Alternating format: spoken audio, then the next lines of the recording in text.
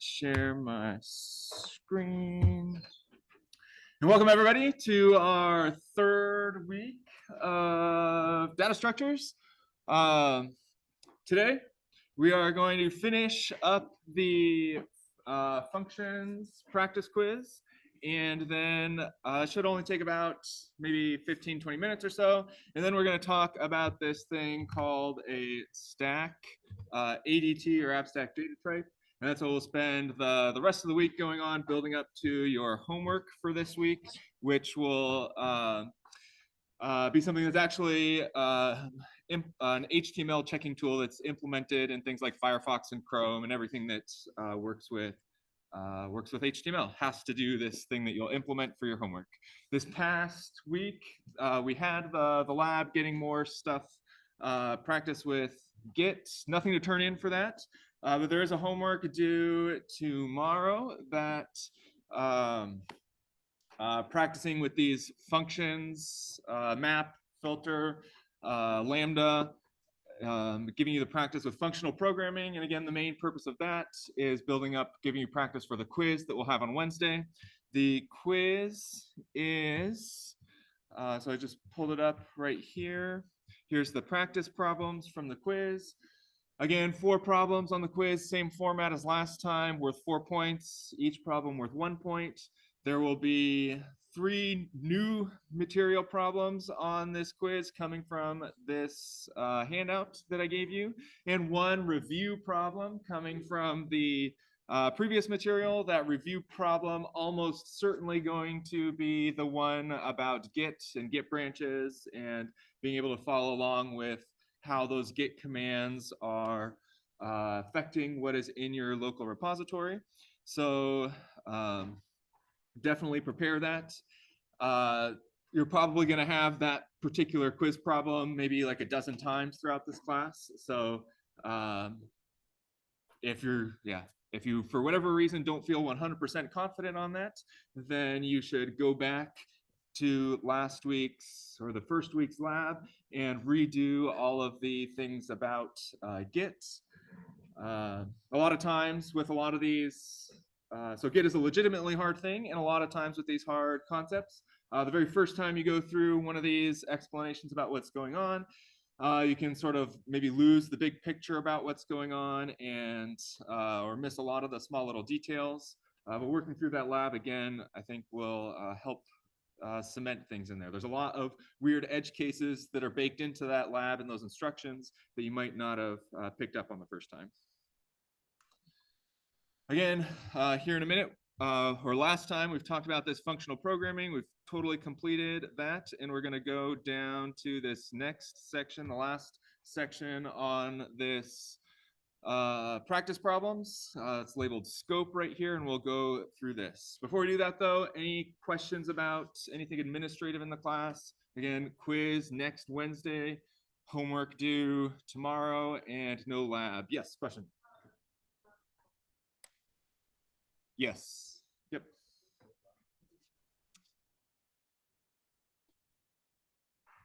Okay. So again, the problems in these practice problems are formatted using the same format that we had before, where this is a terminal session. And the first weird thing, new thing about these problems was this double less than sign. I'll zoom in here. This double less than sign, which means well, I guess the greater than sign right here is output redirection, which we saw before, taking the output of a command, putting it in a file. The less than sign is input redirection, taking the input from a file and putting it into the program. Here, when we have 2 less than signs, it's the file that we're inputting is just typed directly into the terminal. And so everything between this EOF here and this EOF here is the actual Python code that's going to be run and evaluated. So you definitely need to make sure that you can interpret these problems. You'll have 3 of them that have all of the exact same terminal commands. It'll just be the Python down here that's different. In order to talk about the Python material, we're not going to go through these full steps in the terminal. We're only going to focus on the Python.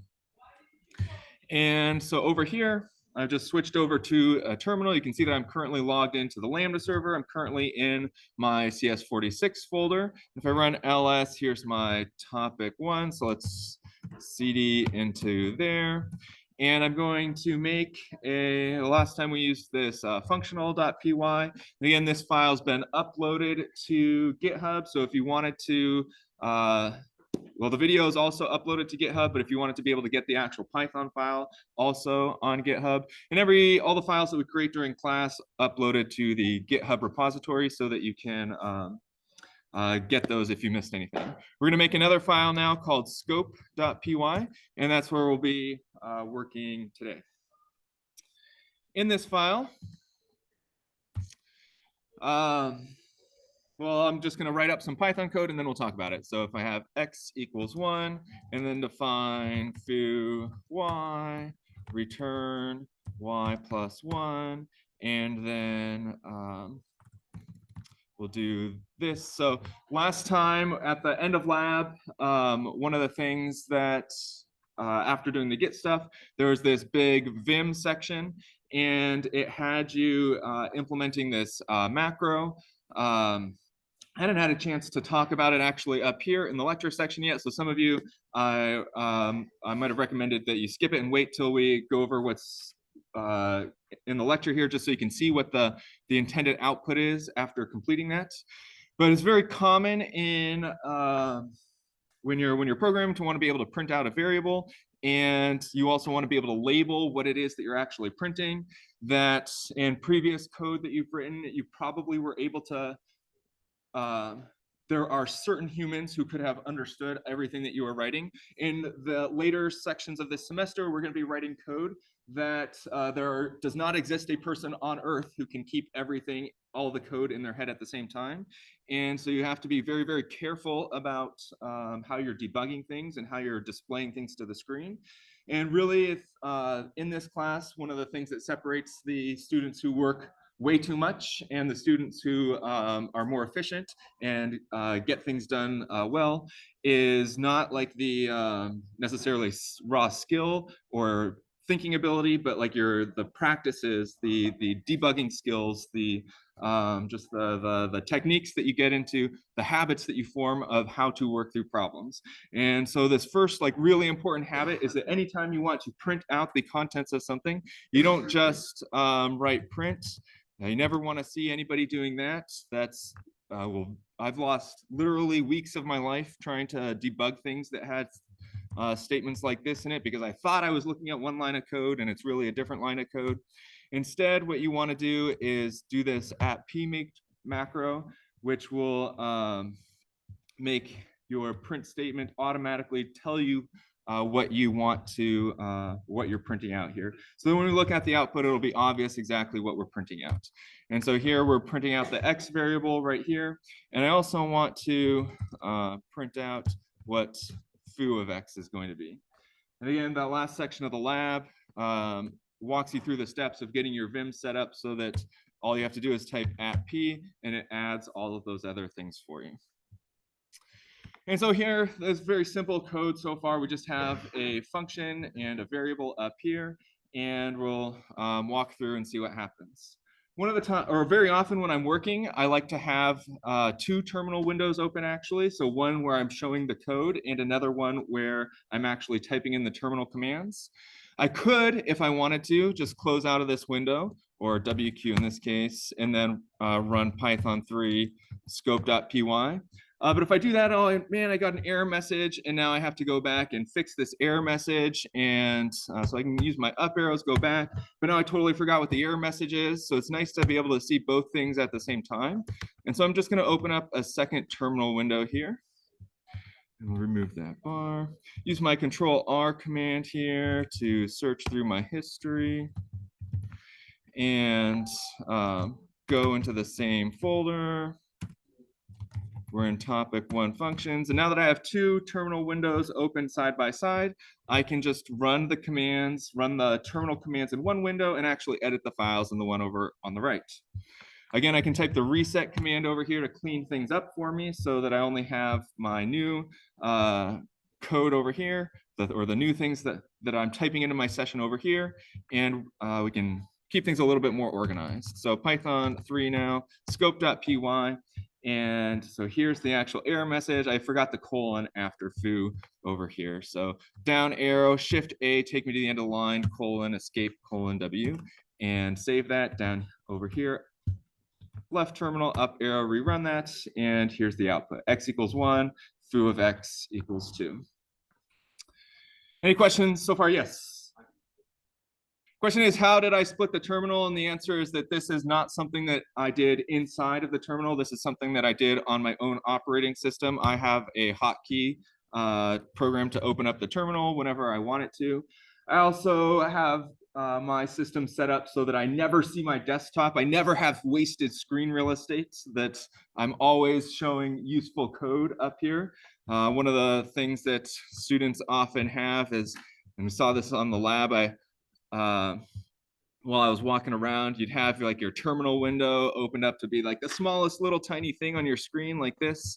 And I'd say, I can't read any of that. There's only like 5 lines displayed. Let's make it nice and big. And I have hotkeys on my system that do all that for me. Yeah, so that's not something in the terminal, not something on the Lambda server. That's something on your end that you can customize with whatever, whether you're Mac or Windows. Whatever, yeah. A good question. Any other questions so far about the setup, where we're at? Okay. So over here, now that we're looking at this code is mostly straightforward in what it's doing, that we have 2 variables, this X and this Y variable. We also have this function foo. And inside of this function, what we're going to be thinking about is, how do the variables inside of a function and outside of a function interact with each other? So this Y variable right here is created, defined as part of the function. And so if I try to do something like add a Y right here and print that, we'll see what happens. We get the name error message, that the name error happens when you try to reference a variable that doesn't exist. And this Y variable only exists inside of this function, and so we can't use it outside of the function. If I press DD right here, that'll delete that line, and then I can paste it right here. The P command pastes whatever you just happen to have deleted. And so save that over here. Over on the left-hand side, rerun that, and now there's no error message anymore, because inside this function, the Y variable is defined. Outside of the function, it's not defined. Inside of the function, it is defined. The X variable is what so the Y variable we sometimes call a local variable. Y is a local variable because it can only be used in certain situations. We say that this is the scope that the Y variable can be used in, these lines right here, and down here it is out of scope. You cannot use the Y variable. Here, Y is out of scope. And again, these terms are not things that I'm ever going to ask you to define exactly what they mean, but I am going to start just talking about variables being in scope and out of scope and local variables, and expect you to understand what I'm talking about. X up here, though, it's not defined inside of a function, so it is what's called a global variable. And global variables can be used either inside of a function or outside of a function. So down here, if I were to type X again and print that like that, then here we're inside of the foo function, but we'll still be able to use this global variable. It's global, it can be used anywhere. So save that. Over here on the left, up arrow, rerun, and we don't get any error messages. And the X value is the same in both locations. Here we get X equals 1, X equals 1 right here, and then right here also X equals 1. So this is probably stuff that you saw a little bit in your first intro programming course. Here in a second, though, we're gonna see all the weird edge cases related to this and how things are not maybe what you think they might be. So if you have questions about the setup at this point, now's a good time to ask those questions. And if you're zoned out a little bit, now's a good time to pay attention, because what's coming up next, guaranteed to be on the quiz.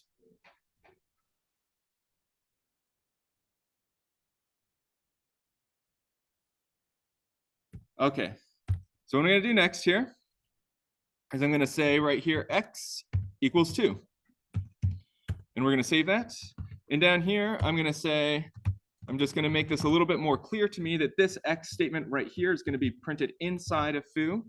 And this x statement down here is gonna be not in foo. Not in foo. Like this. So we're gonna print out both of these two statements right here, and we're gonna see how the value of x changes in both locations. Save that. Over here on the left, up arrow, rerun. And so we get up here, this not in foo, x equals 1, not in foo, x is 1. And then down here, foo, x equals 2. Foo, x equals 2. At first, this seems like it makes sense that if you walk through the code, here when we define the function on line 3, right here, this defines our foo function. Remember, we don't run this function at this point. The def keyword defines the function, and so the control flow jumps from here all the way down to here, and it immediately prints out this statement here without ever having run this function right here, or run this line of code right here. So we never, by the time we get to line 9, we've never gone in here and run this code, so x is still equal to 1. Down here on line 10, this is where we actually run the foo function, go inside the foo function, and evaluate these lines of code. Now what I'm gonna do is I'm gonna copy this line 9 and paste it below line 10. So yank that line 9, down one line, P for paste, :W to save, come over here, up arrow, rerun it, and now let's see what's gonna happen. Here again, these first 4 lines, exactly the same as the 4 lines that we had up above, that we didn't change anything until this very last line down here. And this is this very last print statement that we want to focus on. And this is the thing that's confusing and 100% guaranteed to be on the quiz on Wednesday.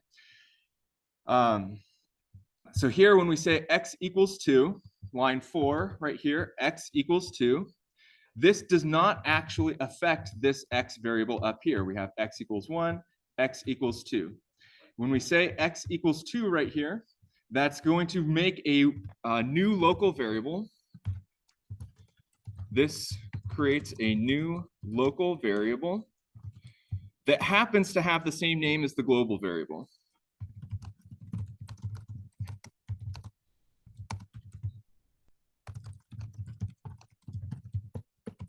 To make this a little bit easier, I'm going to adjust easier to read, adjust the split here. So now this x equals 2, this creates a new local variable that just happens to have the same name as the global variable. If we're inside this local scope right here, then we'll be referring now to this x equals 2 and not to this x equals 1 up here. So x equals 2 down here, foo of x, and we'll print out 2 right here. Foo of x equals 2. But when we do the, where did my not in foo go? Save that up here, rerun. There we go. When we come back here to this last line, line 13, print not in foo, x equals, not in foo, x, we get only the value 1. This x right here is not a global, or it is the global variable, not the local variable defined up here. So you have to be able to keep track between these global and these local variables down here. How many people here have used Python Tutor in the past, the website? Ooh, very few.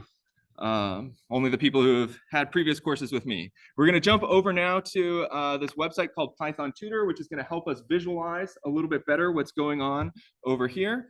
And yeah, so in order to use, well, let's see.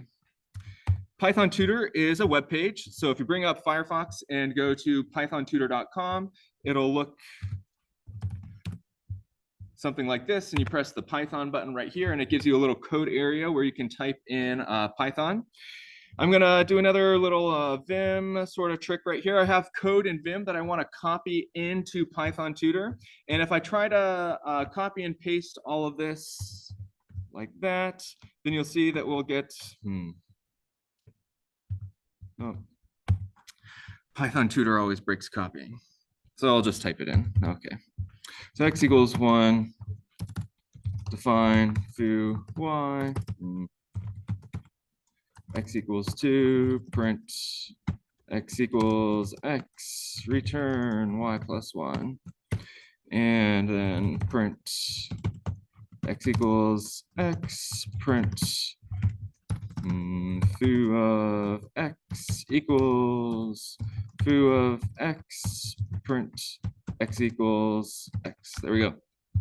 You press visualize the execution, and on the left-hand side over here, it gives you a little window where you can walk through line by line exactly what's going on. Again, when we hit the DEF keyword right here, we jump over the DEF keyword. We don't go inside of the function. And over here, when it says global frame, these it's called global because these are the variables that are normally accessible anywhere in your code. When I press next on a print statement, it'll print the value of the whatever got printed up here. This is the same output that we'd be getting in the terminal if I ran Python manually from the terminal. And then when we come down here, we'll go inside of the foo function because we have this function call right here coming up here. And the interesting part is when we get to line 3 right here, when we have this x equals 2. Press next, and you can see that this x equals 2 caused a new variable x to be created down here. It did not modify our previous x variable up here. Anytime you have an equals statement inside of a function call, anytime you have an equals inside of the function call, that's what creates the local variable right here. And then all subsequent references to the variable will refer to the local variable here and will not modify this global variable up here.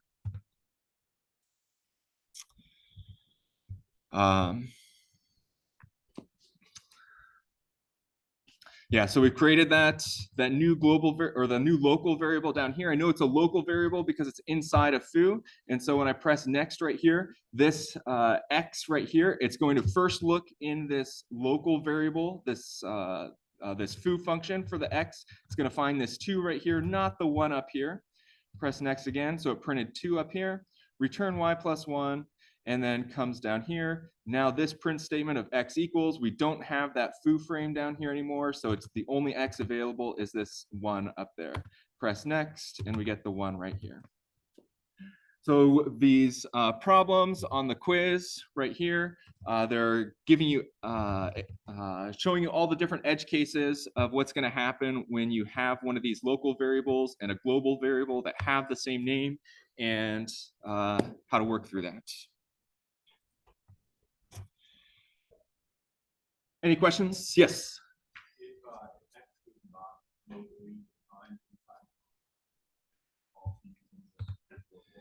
Yep, so great question. The question is, when we don't have the x equals 2 right here like this, and yeah, we did this in Vim in the terminal, but we did not do it in Python Tutor. When you don't have that local variable x right here, whenever there's a variable that Python tries to find, it first looks in the local frame right here, and if it does not find it in the local frame, then it steps up to the global frame and finds it there. So I press next again, print x equals. It does not have an x down here, so it comes up to this x right here, and we get the 1 for that x equals right there. So you have to be able to identify those two. Yeah, the key thing here is that if you have the x equals, if a variable appears to the left of an equal sign, then it becomes a local variable. Python creates a new local variable, and yeah, and that's what it will use from there on out. The rule about appearing to the left of an equal sign, for what we call basic types in Python, so like integers and strings and floating point numbers, is relatively simple. Things get a little bit more confusing if we have a list like this. So we have, I'll change this from x to xs, xs equals xs.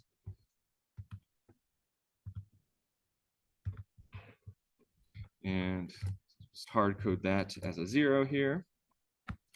So the difference between this example and the previous is now we've gone up to a list instead of just a regular variable. And here, if we have excess with something inside of, or something that's not just excess to the left of the equal sign, so like excess at position 0 equals 5, we'll see what happens. Visualize that execution and step through. Come here on this line right here, we have excess with the square bracket 0 to the left of the equal sign. And so when I actually run this line right here, you can see, so here's the list displayed over here. It's currently 5, 2, 3. Previous was 1, 2, 3. Now becomes 5, 2, 3 right here. And because there was something, it wasn't just excess to the left of the equal sign, there was something else with it, it modifies the previous variable. So when I come down to the very last print excess down here, we get 5, 2, 3 instead of 1, 2, 3. If I change this so that there is nothing to the left of the equal sign, but like that, visualize, step through, and that line right there, it created this new variable down here. Created that new excess variable, and so when it prints it, it just gets the 5, and now finish running through, getting to this last line, does not modify this variable at all. So this by itself, a variable by itself to the left of an equal sign makes it a new local variable. But if you have anything else like this, or if we have something like excess.append of 6, these things actually modify whatever your container is, and they don't create a new local variable.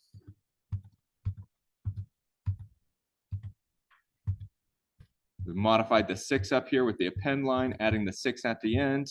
And when we come down to the end of the function, this global variable stays the same as it was modified in the function up here. And so 5, 2, 3, and 6.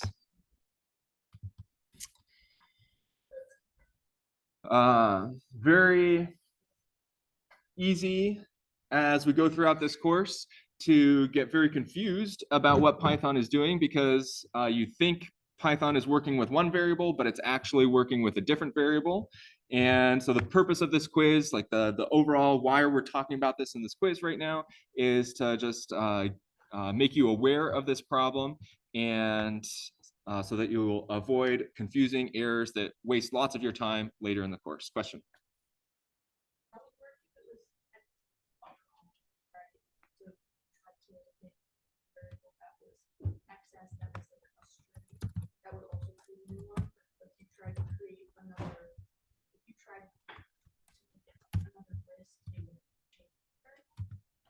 So anytime you have a variable by itself to the left of an equal sign, then it's going to create a new local variable down here and reference this local variable. Doesn't matter what comes to the right of the equal sign. Anytime there's a variable to the left of an equal sign, it'll create that new variable down here that is a local variable. So here I used a string excess equals test. If we edit this code and change this to a list 4, 5, 6, visualize execution. Right there. Now it created the second list right here that has a totally different value. Good question. In terms of a reference for this material, if we come back to the course webpage, so again, we talked about map, filter, lambda last time. This is the local versus global variables that we're talking about right now. This is a reference that you can read through some of the more, I guess, a more technical explanation here if you would like to.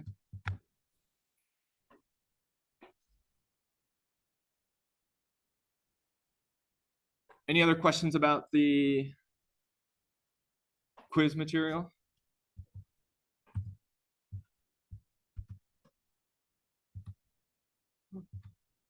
Can't find it. There it is. Okay.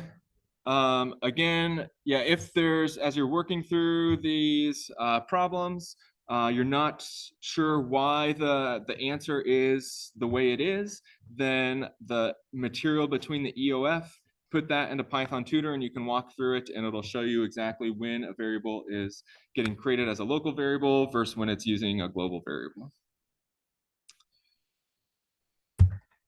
For the rest of class today, we're going to switch over to our topic 2 folder.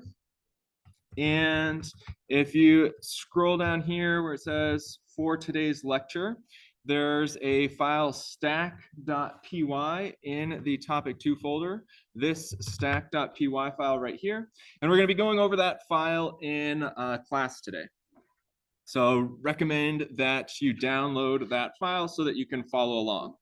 The stack.py file, giving it to you as Python electronically instead of printed out because it's not going to come up in a quiz in any way. It's not something that you need to print out for. But it will be the key. We're going to go over the algorithm, the key algorithm right now that you'll need for your homework assignment for this next topic. Again, in order to, come back over to my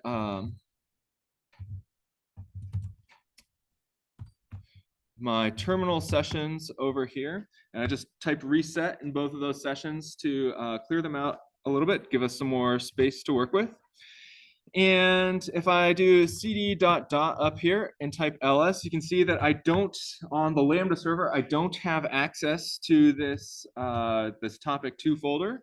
And that's because I just added on GitHub the topic 2 last night, and I haven't done a pull request or a git pull command to get the information from GitHub down to the Lambda server. So that's what we were working on in the lab on Friday. And the command will look something like git pull upstream and then 2023 spring. And if everything works nicely for you, then you don't have to do anything else. It'll just have the folder existing there now, and it'll be existing in both of my terminal sessions down here. Hopefully everything worked nicely for you. If the lab was any indicator though, things, a lot of people probably have some weird problems going on when running the git pull command. So again, with Git, just a side note, Git is legitimately hard. Developers complain about it all the time. This little comic up here, tweet caption, talking about how developers are always getting into these merge conflicts. But maybe a good news is that we won't be going over any new Git material for a long time, so you'll be able to get a little bit more familiarity with what we have. The more that you do these things, the more comfortable you'll get with Git. So I think it's really just a matter of working through doing the Git commands a lot and seeing whatever weird edge cases come up for you and being able to get through them to get to the final state that you want. And doing that a bunch of times will get you the practice that you need to be able to do it. If for whatever reason you get really stuck, again, the sort of nuclear option is that you can always delete your clone, delete your fork, and either refork or reclone from scratch to get whatever the latest updated material is. So you can always do this and get the latest material, but being able to do something like this will usually be faster. If people are still having like weird error messages with Git, happy to help after class with that. It'll be a couple minutes before we actually pull up the terminal and start working on that stack.py file. Before we do that though, I want to go over some high level material that we'll need for understanding the stack.py file. And in particular, the stuff that we're going to talk about today is the first like actual computer science that you guys will have been exposed to. That in the first like programming classes that you've taken, whether it's CS5 at MUD or 40 with me here or Pomona or wherever you took it, the material that you were seeing was really like how to do programming or how to do basic engineering, and not the actual theoretical computer science. And so the things that we're going to talk about today are the actual, like when people talk about computer science, when computer scientists talk about computer science, this is like the day one, very first computer science thing. And so again, some key vocabulary. Again, I'm not going to ask you to define these things ever, but I will be using them, and you'll need to understand the the meaning of these vocabulary terms. The first one is an abstract data type. So an abstract data type is a container that somehow defines an interface for our container, but does not have implementation details at all. There are many different ways to implement an abstract data type. We're going to be talking about the stack abstract data type right now in class, and there's many ways to implement the stack abstract data type. We're going to see that for many of these abstract data types, depending on how you implement them, you'll have different runtime characteristics. But the abstract data type is just the interface, just what you can do with it without the runtime details. And when people talk about a data structure, that's both the interface and the runtime details, how it's actually implemented. Informally, so out in the real world, like at Google, nobody really talks about abstract data types. People always just talk about data structures, kind of combining these two concepts into one. But in the more academic setting, try to be careful about separating these things out. And so I'll try to be careful in this class about making sure that if I'm talking about an abstract data type, there's no implementation details. It's a very theoretical level thing. And then the data structure is the actual implementation detail. So what is this stack abstract data type? It's in some sense the simplest of the abstract data type. It's a container, and so this picture down here is trying to visualize it. A stack is a container that has two operations called push and pop on it. And so here in this container, it's starting off in an empty state. And then at this time right here, we have pushed the number 10 onto the container. We say that we push something onto the container. And then at this time frame over here, we push something else onto the container, this 20 up here. And with things that you've seen in Python before, you're used to being able to access things at anywhere in any location in the container. But with a stack, the only thing that we can access is whatever is on the top of the container at a given time. It's called a stack because it's meant to like be, you think about it like a stack of books, that if you have 20 books stacked up, then it's really hard to get the thing on the bottom, but really easy to get the thing on the top. And so here, again, one more push, putting the 30 on top of the 20 like this. And then the pop is the only tool that we have for getting information out of the container, and it always gets whatever is the top element. So here, pop is 30. So push pushes things on, pop takes things off, and you're always getting whatever's on top up here. There's a, so reference for this, textbook chapter 4 goes into more detail about things, especially on the theoretical side, than we're going to talk about in class. They'll be implementing things in a slightly different way, though. So in particular, so again, the stack is the abstract data type, the data structure, the actual implementation. We're going to talk about two ways that we might implement this right now. This first way, we're not going to talk in too much detail. This is the way that the book does it. The book implements their own object stack that has these push and pop functions. We're not going to look at that though, because in real Python, everybody just uses the list to implement stacks. And so in real Python, the append method is like pushing things onto the stack, and the list actually has a pop method, which takes things off the stack.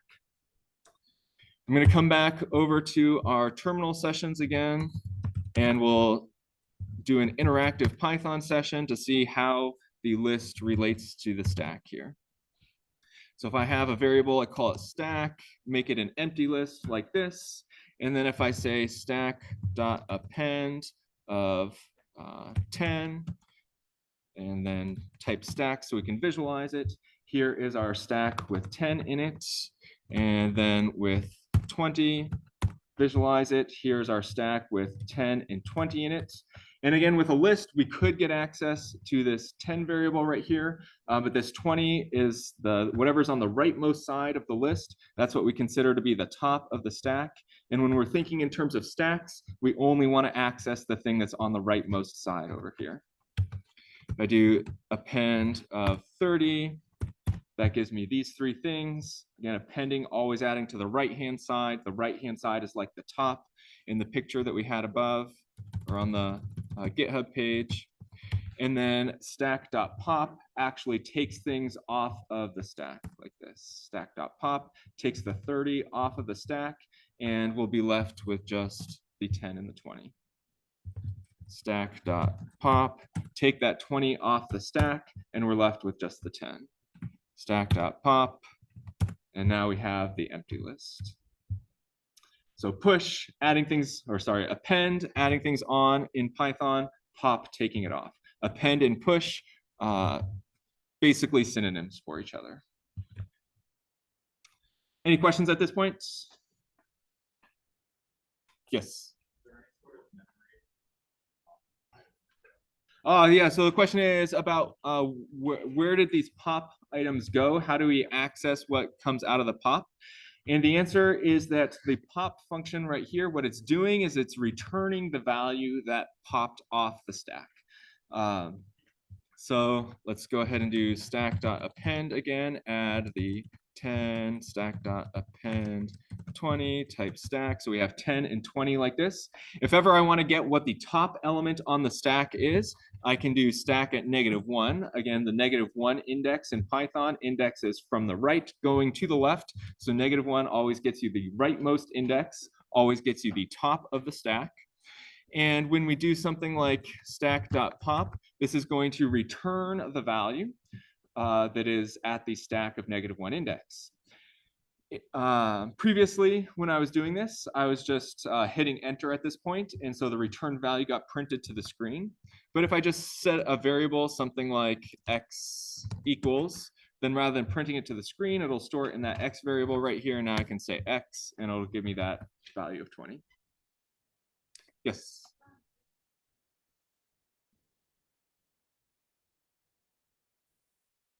The question is, with the pop function here, it's got these parentheses. Do we ever put something inside of it? And the answer is no. The pop function will always take no parameters, and the append function will always take one parameter. And again, there are many other things that you can do to lists. But when you're thinking of them in terms of stacks, these are the only two things that you'll want to do to them, or possibly the -1 if you want to just look at the top element without taking it off. And so in particular, for your homework assignment this week, if you find yourself thinking like, there's some other function that I really wish I could use for a list, then you're probably going to be doing it wrong. It's just going to be the append and the pop function that you'll want to use on the list. Good questions. Any other questions so far?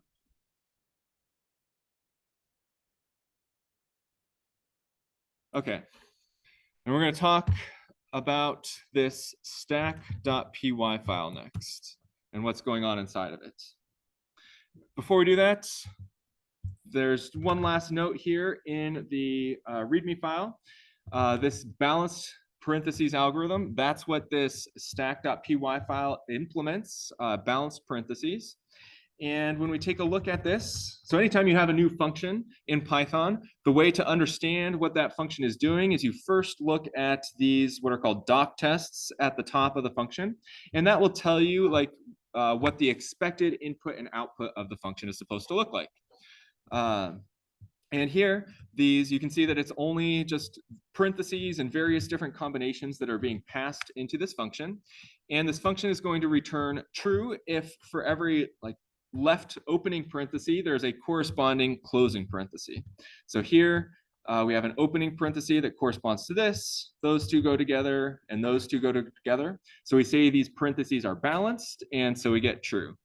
These formulas get really, really long, and like just looking at this, it would be pretty hard for me to go through and decide how many lefts and right parentheses there are and whether it's balanced. But the algorithm that we'll talk about is going to realize that this is true for us. It's important that the parentheses come in the right order, that you have to have the left parentheses before the closing parentheses, opening parentheses before the closing parentheses, that this has the same number of left and right parentheses as this one up here, but this is not balanced, this one is balanced. And then you also have to have, like for every opening one, a corresponding closing one. So this one is just this example up here without this closing parenthesis. And so this gives us a false. That's the first thing to always do whenever you see new Python code. The next thing to do is to actually check whether the implementation that you have of these functions matches the implementation or the interface defined by the doc tests. And so again, we can do that with the Python 3-m doc test command and pass in the stack.py file like this, and it'll run it, and we get no output. So that means that whatever code we have here does correctly implement these get true and false in these situations. Any questions about this file or the our current setup? Yes.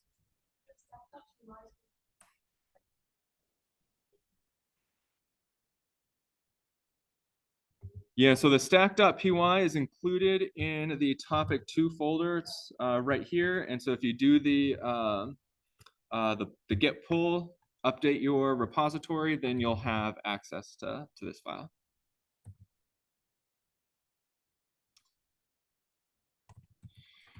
Okay, so let's see. Let's go back to side by side here to I think we can see it a little bit better now. Maybe I'll zoom out one level. Hopefully that's not too small. And we're going to try to figure out how can we walk through this code and figure out what it's doing. So we've done two things now to try to understand this code. First thing we did was we looked at these, we looked at these doc tests and just tried to figure out like what are the doc tests saying. Then we ran the doc tests and checked to make sure that the code actually does these things. And the next step here is to try to actually walk through the code and figure out what it's doing. For something relatively small like this, we could copy and paste this into pythontutor.com and try to walk through it. And I'm not going to do that right now, but I do recommend that if after today you don't fully understand this function, that you walk through in Python Tutor what's going to happen. The one thing I will say about this, though, is that in order to actually check this, so right now I've just copied and pasted that function into Python Tutor. If I visualize the execution right now, you'll see that it just has one single step that it goes through and then it stops. And again, that's because the def function only defines, or the def keyword only defines the function. It doesn't evaluate the function. And so in order to actually run this code, we'd have to pick out one of these doc tests. So we'll take this super interesting one right here and copy that, paste it at the bottom down here. So I just pasted that line right here. And now if I press visualize execution, then go next, it'll go inside of the function call here. And then you can walk through what it's doing and all the different output over here that's being generated. Inspect all the values of these variables. So we're not going to go through those steps in class today. But if, again, after class, you don't feel like you fully understand this balanced parentheses function, that's the next thing to do to try to understand this better. In class today, we're going to see some techniques for working directly inside the terminal for understanding our functions a little bit better. And at this point, again, we could use Python Tutor, but by the end of the semester, you'll have programs that are thousands of lines long, and you won't be able to fit those inside of Python Tutor. You'll have programs that exist not just in a single Python file, but a dozen different Python files working together, and Python Tutor doesn't support that. So we're going to need to improve our debugging skills just inside of the terminal and Vim here to track what is going along at each step. The first thing that we'll want to do is we'll want to identify what are the variables that are being created here. And then we can print out the contents of those variables at every step of our program. So again, with Python Tutor, the reason Python Tutor is useful is because it shows the contents of our variables over here. And so we're trying to replicate that as much as we can inside of Vim and the Lambda server. If I come back up here between the for loop right here, actually, before I do this, one last thing to do. In order to, so again, running this with the doc tests like this, that helps us just verify that these things pass. It runs all of these doc tests for us. Sometimes though, it's easier to focus in again on just one of these commands at a time. So if I want to do that, I'll take this one right here. In order to copy this to the clipboard, I pressed Y $, Y for yank, $, to the end of the line, and then come down to the end of this program and press P right here. In order to come down to the end of the function, I used the arrow keys previously, but Vim has this really handy shortcut of curly brace, takes you to the end of the paragraph. The opening curly brace takes you to the beginning of the paragraph, closing curly brace takes you to the end of the paragraph. And so I can come down there in just one keystroke, add that :W, and then we'll save this into output equals, and then output, and I'll use my @p macro right here to print out the contents of output. So to print out what are the results of this this function call right here. And by doing that, I'll be able to focus in on just one of these examples at a time that I think is going to be particularly useful for my understanding right now. In order to run this now, rather than running it with the doc test, I'll just run it as Python3 stack.py. So it walks through, and then when here we have output equals true right here, the balanced parentheses stored the results in output, and then printing out output equals true right here. What we're going to go over next is now figuring out why did we get output equals true right here, and try to understand this piece of code. Before we do that, any questions about the current setup? Yes.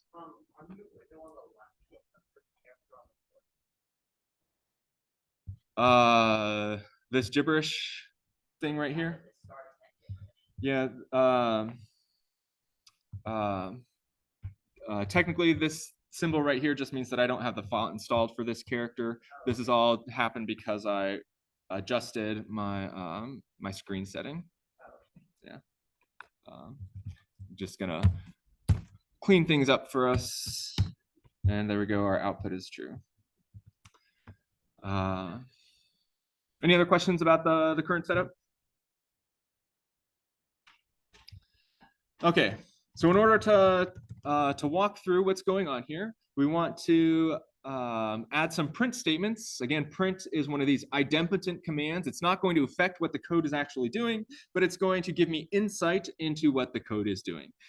So these idempotent commands, very useful for debugging, and we'll go ahead and add some.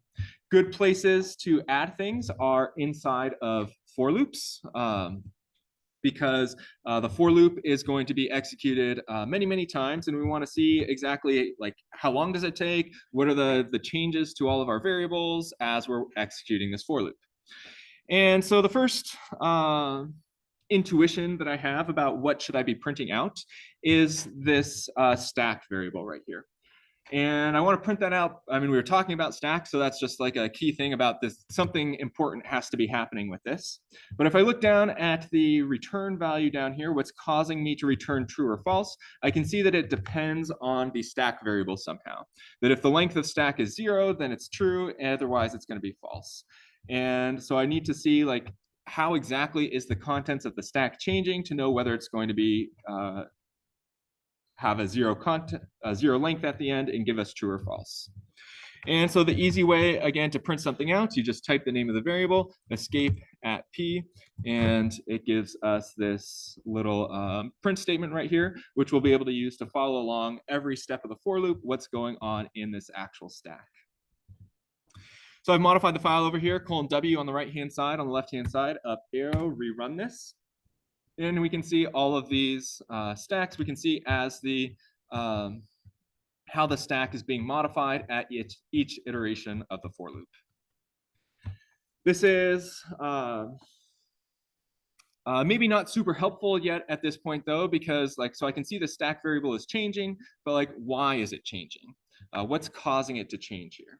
One of the first things though that I do notice is that there's only left opening parentheses inside of this stack, and there's no closing parentheses. So maybe that'll give me a clue as we're going on.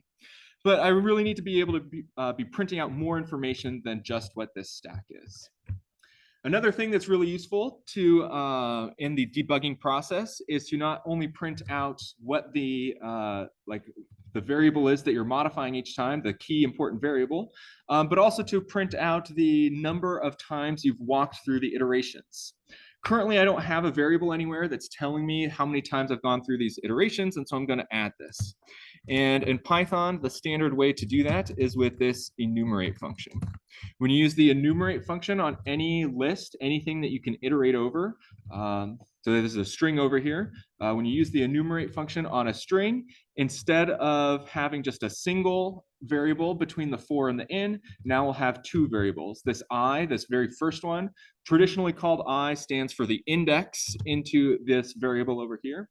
This is the counter, the total number of times that we have gone through the for loop. And this symbol over here is just the next entry that we were looking at. And now down here, I can do something like that, print out the I variable as well. And if I come down here, rerun this, then you can see now we're printing out both the I variable and the stack variable itself. So now we have more information. It's potentially, if we keep doing this, we'll get enough information to be useful for us to figure out what's going on. But the way this information is being displayed is still maybe not super useful, or it's starting to get cluttered. There's a lot of things being printed down here, and like, I don't know, does this stack correspond to this I right here or this I up here? I'd have to think a little bit about that. And anytime you have to think when you're looking at the output of your code, then something has gone totally wrong, that you don't want to have to think, that you want things to be 100% totally obvious about what's going on. And so what I'm going to do up here, another nice little trick for debugging, is print out multiple things at the same time on the same line. And the way I'm going to do that is, so here I want to print out both I and stack. So I'll do I comma stack like this. And let's go ahead and put them in parentheses. So this in Python is what's called a tuple. This is the first element of a tuple, and this is the second element of a tuple. We're going to be talking later on, probably next week, about the detailed differences of tuples and lists and why you might use one versus another in Python. But for this point, at this point, you can just think of it just like a list, only it's with the curly braces, the parenthesis, instead of square brackets. And now what I'm going to do is press my @p macro just on that. And so here we have I and stack and I and stack. And then I'll comment these ones out for a second. Save that, come over here, up arrow, rerun. And now all of my output is sitting on a single line. And so it's becoming obvious to me that like this output right here corresponded to this particular index of the stack. Everybody has their own like style of printing things out when they're debugging.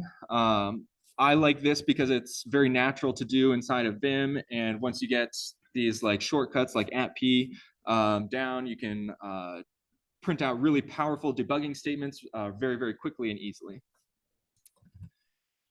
Any questions about the setup at this point? Okay. So still more useful things for us to print. This symbol right here, this is the thing that we're actually looping over, or that we're actually like caring about when we loop over. So I'm going to print that out. In order to do that, let's go ahead and say, I'll do I, and then symbol, and then stack @p like that, come back over here and rerun it. And so now we can see what is the thing that we're actually looking at when we, what is the thing that we're actually looking at over here. In each iteration of the for loop, we have a counter of the for loop, and we have the current state of our stack. And so at this point, we basically have all the information that Python Tutor would be printing out for us. It's not quite as nicely formatted, but it's all there. And again, for a problem like this, we could have used Python Tutor, and I definitely recommend that you do use Python Tutor to walk through this as well. But future problems, you'll have to be going through these sorts of this sort of logic because it won't fit in Python Tutor and you won't be able to use it. Okay, so now that we have all the information down here, we have to be able to walk through about like what is the for loop actually doing with this information. And so it's these 6 lines of code right here that we're going to have to like step through and see what's going on. And I'm going to do this 2 ways. I'm going to first just try to do it. I'll call it doing it in my head, but I'll explain what I'm doing as I'm doing it. If I were actually programming at this point, trying to figure out what's going on, I would probably at this point switch to doing things in my head rather than adding more print statements. But after we try doing it in our head, then we'll go through and add some more print statements just to verify that our thought process was correct. And so here we have this if statement right here, if the symbol is equal to the opening parenthesis. And when we come on our first line, our very first iteration through the for loop, we can see that the opening parenthesis is in fact our first symbol that is coming in to the text. From the text, we get as our symbol the opening parenthesis right here. And so all we do is we do the push operation on the stack. We do stack.push and then symbol, stack.push or .append in Python terminology, and add the symbol. And so my prediction, it's already on the screen, but I haven't looked at it yet, is that the next iteration, we're going to have this right here inside of our stack. And so if we do look at iteration 1 at this point, now we can see that we do in fact have this opening parenthesis right here pushed onto the stack, and it came from this right here. So anytime there's an opening parenthesis up here, it'll get pushed onto the stack from this line 25 right here. If it's not an opening parenthesis, we'll go into this else statement right here, and we'll check to see that if the stack is 0. So if it's not an opening parenthesis, then just by our the way this problem is structured, if it's not an opening parenthesis, then it must be a closing parenthesis. And so in that case, it's returning false right here. The motivating example for this, I'm gonna put it down here. So in order to, I'm going to modify this test case down here. I'm going to delete everything inside of these quotation marks. C for change, I for inside, quotation mark inside the quotation marks. Puts me in insert mode and just have a closing parenthesis like that. If we do something like this, this is not a balanced parenthesis. And this is the if statement check right here that is doing that for us. That's checking this condition right here. That if our stack is empty, there's nothing in the stack, but we still have symbols in the text that we're trying to get, so this right here, then that means that we didn't have enough parentheses. We didn't have enough opening parentheses. And so we're going to return false. That's not part of our current problem though. So I'll undo what I just did and we'll skip over this because our stack is not empty at this point, and we'll just go down here to the stack.pop. So here stack.pop is taking off the parenthesis that corresponds to the opening parenthesis up here. Anytime we don't have an opening parenthesis, then we must have a closing parenthesis. We'll come in here and we'll remove it right here. Save that. Let's come up here. And yeah, so my prediction was that we have opening parentheses. So the third time through here, we have a closing parenthesis at this point. And my prediction was that we're going to remove this opening parenthesis running the stack.pop. So third iteration through, we get a closing parenthesis. And so we don't come into this if statement right here. We go down into this else statement and we call stack.pop, removing this last rightmost parenthesis from the stack, getting us just this single parenthesis right here. In order to verify that we actually did go inside of this else statement down here, I'm going to add another print statement. Print else right here. And to check if we're ever going inside of the if statement like this, we'll have an if right here, if and else. And that'll just help me verify that when I'm going into each of these situations. On the right-hand side, :W to save. On the left-hand side, up arrow, rerun this. And now it's a little bit messy again. But if I scroll up here, then we can see, okay, on all of the opening parentheses, we're printing out the if statement over here. And all the closing parentheses, we're printing out the else statement. Opening again, printing out if. Closing, printing out else. And we can see that every time we're printing out the else, the size of the stack, so here we go from 3 down to 2. The size of the stack shrinks because in the else statement, we have this stack.pop line down here. And so the stack.pop is what's causing us to actually shrink, going from 3 down to 2.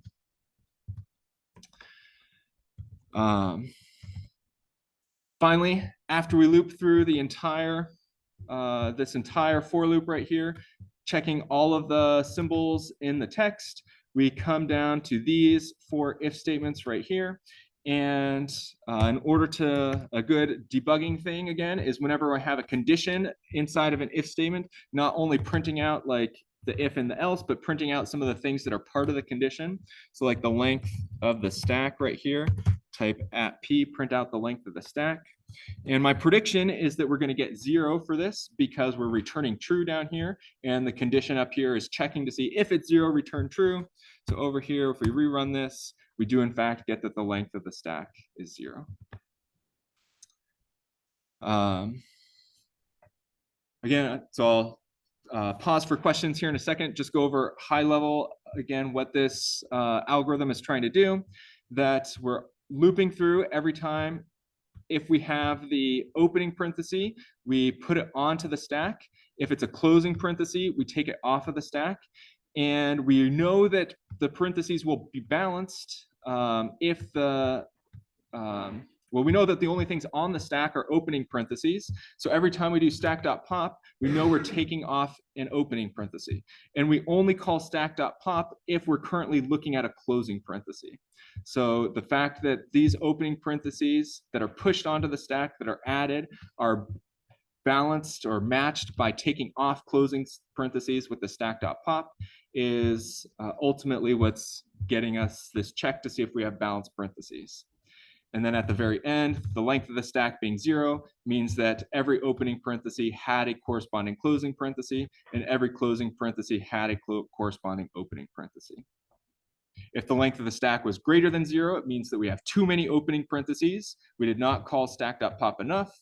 And if we called stack.pop too many times, we would be in this situation right here.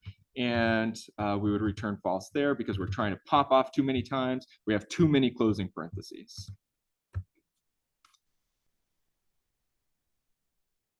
Well, yeah, pause here. Any questions? Yes.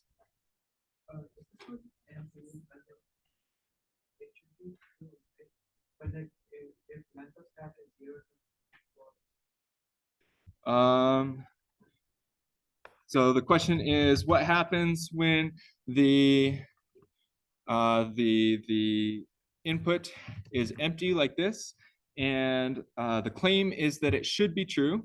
And so if we rerun this, we do in fact get that true as the output. The question is, why then are we getting true as the output?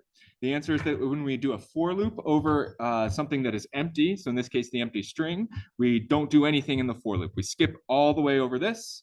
And then we come down here to this print statement, length of stack. We can see that the length of the stack is in fact 0 right here.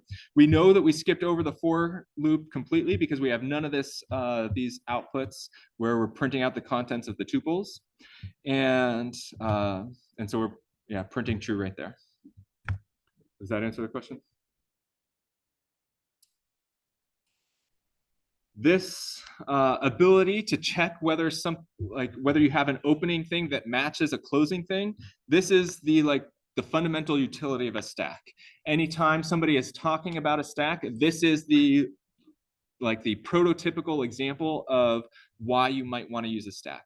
Somehow, whatever they're doing, we say can be reduced back to this problem.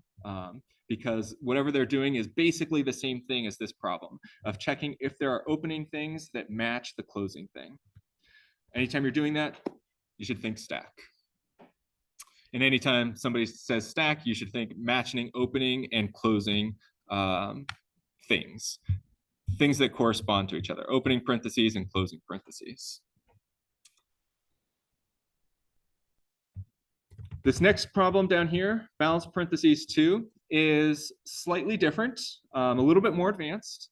And in this case, there's actually multiple types of parentheses that we have to be able to match together. We have three types: the parenthesis, the square bracket, and the curly brace.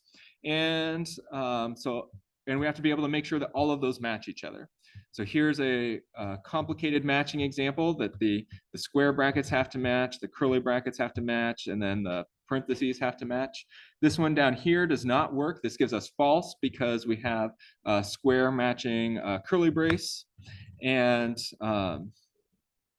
then all these same sort of false examples as before. The purpose of this balanced parentheses 2 function, we're not going to go over it today in class, but the purpose of this is to be like an intermediate step between the problem that we did up here and what your final homework solution is going to be, what your final homework problem is going to be. Here in this first problem, we only had one type of opening and closing thing that were being matched. Here in this balanced parentheses 2, there's three types of opening and closing things that have to be matched. In your homework, there's an infinite number of opening and closing things that you have to be able to match together. So we're just going to jump over to the homework for a second and talk about that as our last part of class today.